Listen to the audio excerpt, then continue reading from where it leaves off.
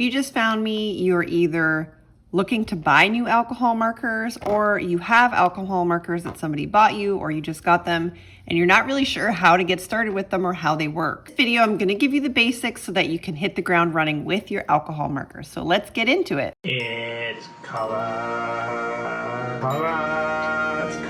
Christy. There are several different types of alcohol markers, and I treat them all a little bit differently, so I'm going to go over all the different types. You have your cheap Amazon type alcohol markers, and I have links to all of this below, to the ones that I recommend and the ones that my followers buy in droves. You also have your Ohuhu brand, which come in all different types, and then you have Copic, which is, so these are sort of like beginner, next stage, or you can start with Ohuhu if you're a beginner as well, but you don't need to. They just have a lot more variety of color. So the reason you see people with so many different types of alcohol markers really is because of color. So when you buy a set that's like a cheap Amazon marker set, they come in a set number of colors or set type of color.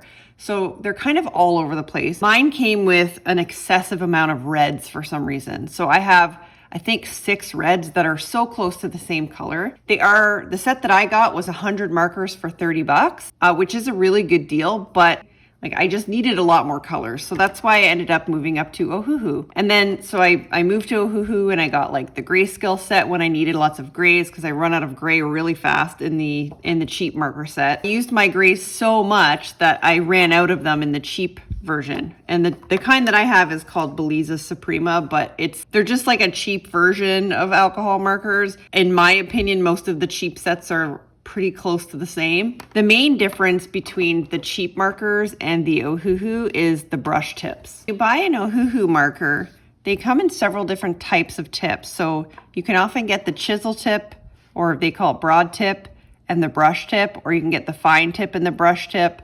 They come in all different types.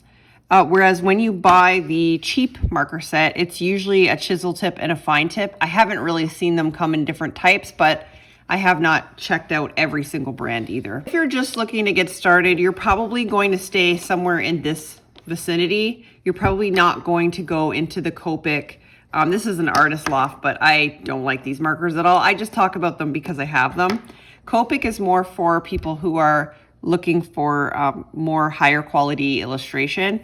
What I like the most about Copic is the nib. They're a lot higher quality than any other nib that I've found. They're just nicer, and they're a tighter nib. I don't know if that makes sense, but it's like a smaller, tighter nib. Like it's harder and it's tighter, and they come in lots of colors, and you can get all the replacement ink colors. One of the main reasons people start with the cheap brand is because they're cheap, obviously. But the reason I found myself going for the Ohuhu is just because I needed so many more colors. You can't really mix colors. You can blend with Ohuhu and you can layer some colors on top of one another. But generally speaking, for me anyways, I always like to have the color that I'm going to use. And I don't really use a wide variety of colors. It's just you can't buy the markers individually. Whereas Copic, that's the benefit of using Copic, is you can buy one marker at a time in the color that you need. And you can buy the replacement ink for that color. So I have a very limited set of Copics that I bought one set at a time, or one marker at a time. And I bought them, and I bought the replacement ink at the same time. But that's because I was doing a lot in a very similar palette. But if I was doing a lot of coloring in a variety of colors, a lot of drawing in a variety of colors, I'd stick to the Ohuhu. That covers sort of the basics. I will talk about Artist Loft, but I won't give it a lot of time. This is just from Michaels. It's kind of like their cheaper version of a Copic. The main thing I don't like about it, hang on, is the stupid cap. The cap is so hard to get off and on. And I only have one of these markers, so I don't know if I just got a dud. I just hate this so much. It's like a triangle shape. So sometimes I go to put the cap on and it doesn't quite fit properly, but all of these, like the cheap one and the Ohuhu is round, so you're always going to get the cap on. And the chisel tip is about the same size as something that I would buy, or something I would get in a cheap marker brand. So when I'm paying, so like a Copic to me in Canada is about $10 a marker, which is insanely expensive. These are about $6, I think, per marker. So this is almost half the price of these. But when you're paying that much for an individual marker, you kind of want the nib to be a really good nib. Like it's kind of a crappy nib. See, and now I went to put this cap on and it gets all twisted and then it warps. Stupid. And then with the brush tip, it's just so much bigger than what I'm used to, and it's not as nice. They're just not nice nibs. I don't want to talk about Artisoft too much because I hate them, and it's the only, I bought this one as a test and it was a failed test. I hate it. So don't buy Artisoft. So when you're talking about alcohol markers, one of the things you need to know when you're getting started is all the different nib types and why you would want to use a specific one. So we have the fine tip, obviously that's for fine work. But so these are two, this is an Ohuhu and this is the cheap, and you can see the difference in size of the tip. I really like the fine tip on the Ohuhu brand. But when I'm buying Ohuhu, I always try to make sure that I get this kind. So this is the broad tip and the brush tip. If I'm doing like a fine line, I can either use that or I can use a fine tip. So in my opinion, using the brush tip is almost the same thing as using a fine tip. It is a little floppier, so you don't have as much control. To me, it just makes sense to get the two options that I have the most, that I can get the most use out of. So I can use a brush tip like a fine tip, but I can't use the fine tip like a brush tip. And then I always use the broad tip when I'm doing like big areas or I want a marker stroke. And then you have, so you can also get one that's like brush tip and fine tip. So like they would be like these two, one on one side, one on the other. But again, I like to have the option of having the brush tip so I can do fine details, and then the broad tip.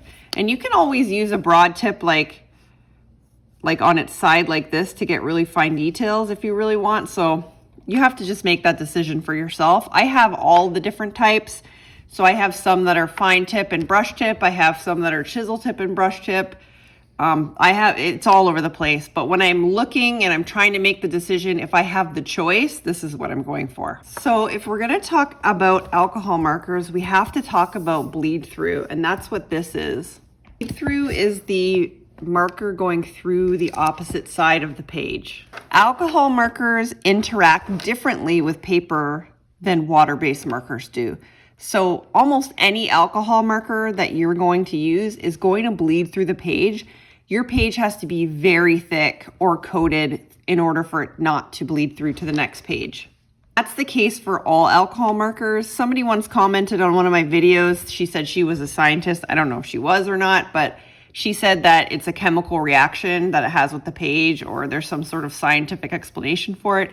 I don't know. All I know is that it bleeds through quite significantly, especially if you're going over a section over and over again. You have a couple of options when it comes to bleed through. Something I like to do, I started including in all of my coloring books, is I add a couple of pages at the beginning, and then when I'm going to color a page, I pick the page, and then I'll slide a page behind it to prevent it from bleed through.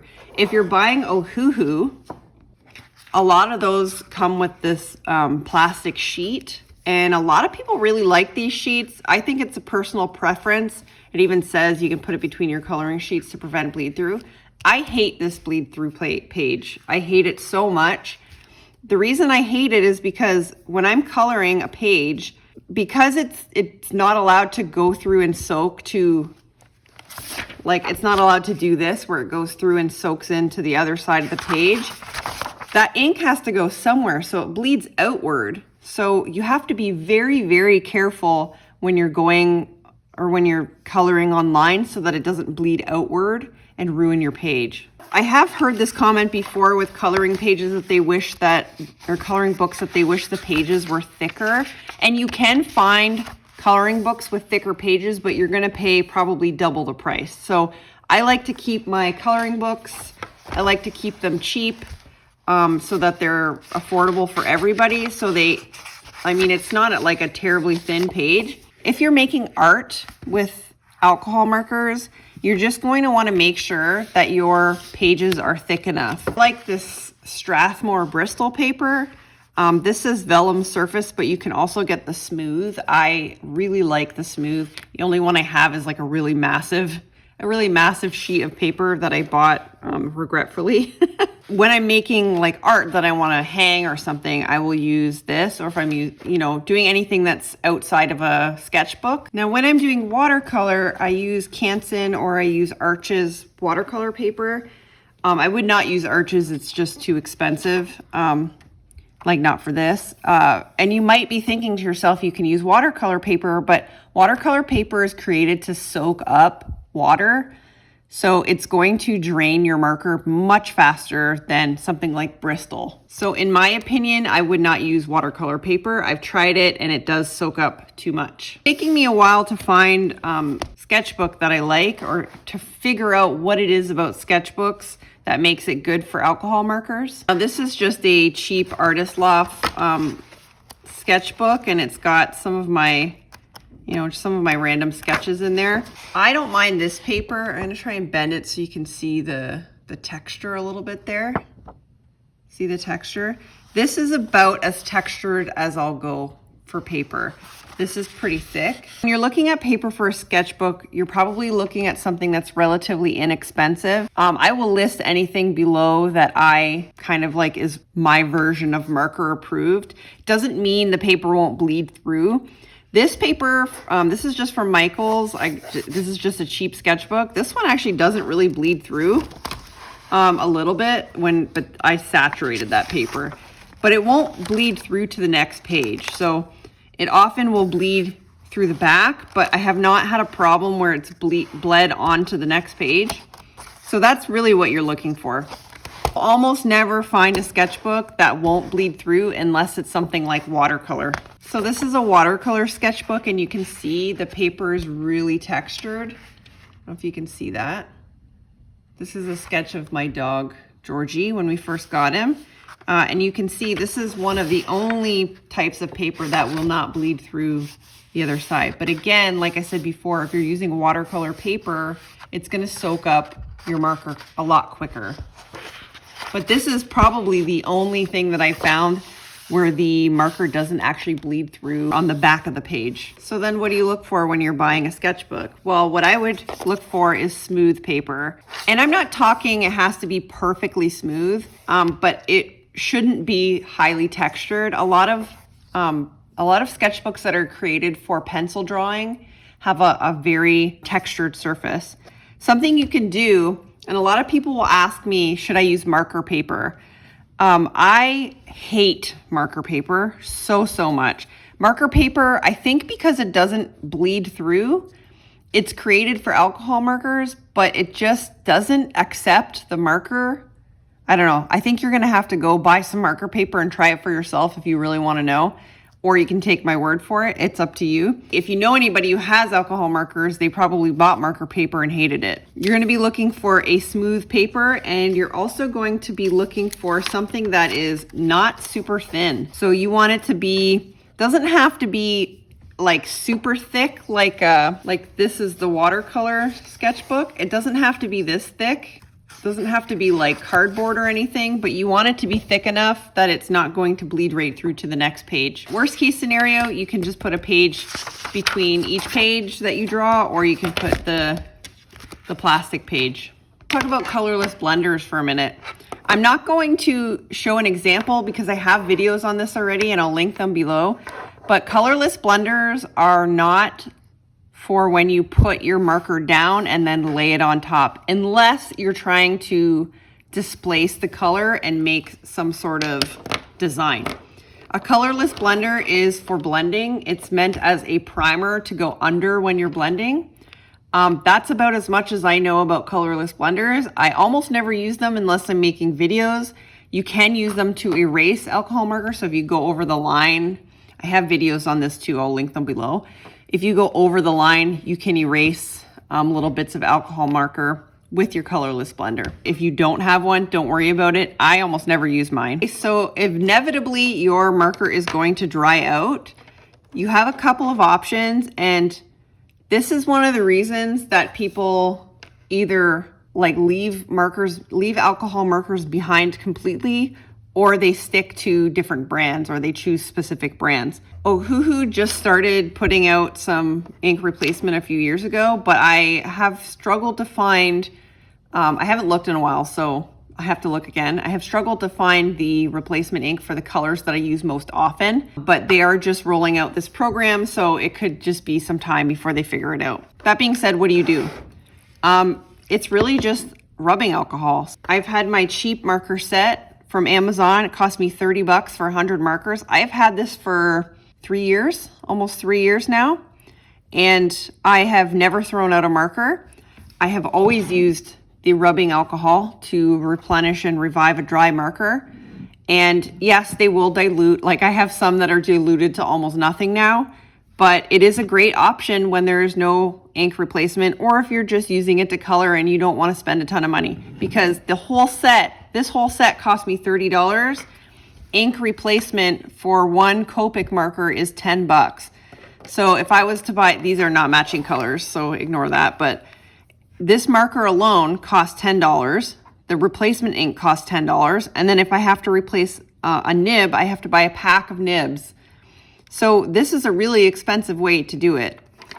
So if you're just doing it for fun and you just, like I even put rubbing alcohol in some of my Ohuhu markers. So that's how you revive them. I will link the video. I have a pretty good video on how to do this. It'll show you how to revive it, how to take the nib out, what to do afterwards. I also have one that's if you're in the middle of coloring and you just need to keep going. I usually recommend refilling it and letting it sit, but if you're like desperate, I sort of tested it to see what you could do, and I'll link that below. Okay, so when you buy alcohol markers, you're going to need a way to store them. A lot of them come with a marker case.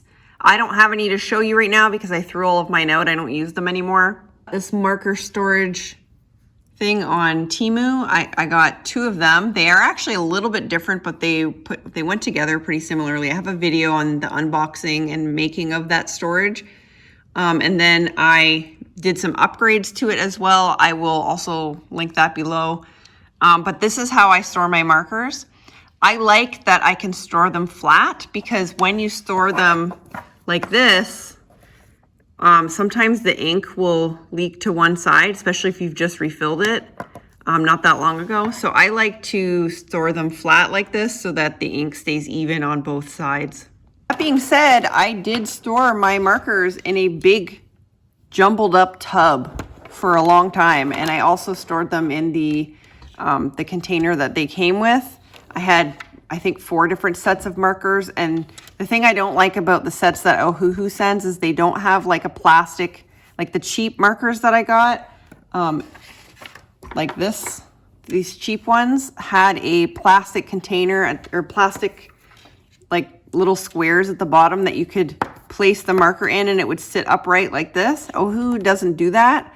They just flop around in the bag. So when you have like 300 markers, it's kind of hard to keep them organized and know where your colors are when you're trying to choose colors. So that's one of the reasons that I watched everything, so you can see every single color. I can see if the colors are matching the cap, like that one does not match the cap at all. It makes it so much easier to pick colors having it all stored like this, and I just have them sitting on my desk so I can see everything right in front of me. It's super easy.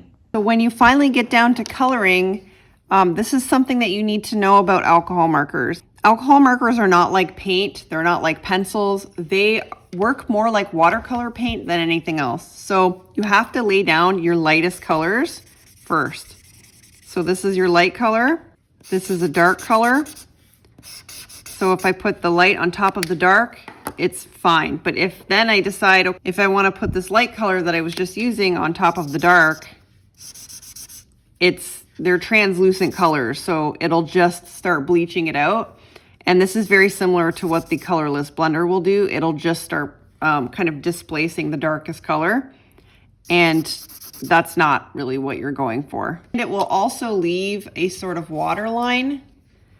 So if you can see that, get up nice and close, it'll leave a bit of a water line when you go over top. When you're coloring an alcohol marker, you have to think about your lightest color first, and then you have to build up your darker colors on top of it. If you're doing art with alcohol markers, it's important that you find the right multiliner, because if you use just any sort of color, like, so this is just like a regular pen. If I use a regular pen and then I use a Copic, and then I go to use a multiliner, or I go to use an alcohol marker on top of it. Let me get a lighter one for you. They smudge. So this pen that I was using, and I have a video on this where I tested which pens worked best. I'll link that below. So they both smudged, but this one smudged a lot less. And if I gave it another maybe 10 seconds, it probably wouldn't have smudged much at all, but this one would still be smudging. So this, like, regular pens don't work if you're going to be coloring on top of them. If you're putting your marker down first and then you're drawing over your marker like this, you're fine. But if you're going to be drawing and then drawing your marker over top of it, you have to use something that is smudge proof. So that's why I tested it, because that's what I was doing. If you have any questions about alcohol markers, leave them in the comments below. I try to make my content based on what people ask, and all of these questions are things people have asked about alcohol markers. So good for you for watching this video first and knowing what you're getting into. We'll see you in the next video. Bye for now.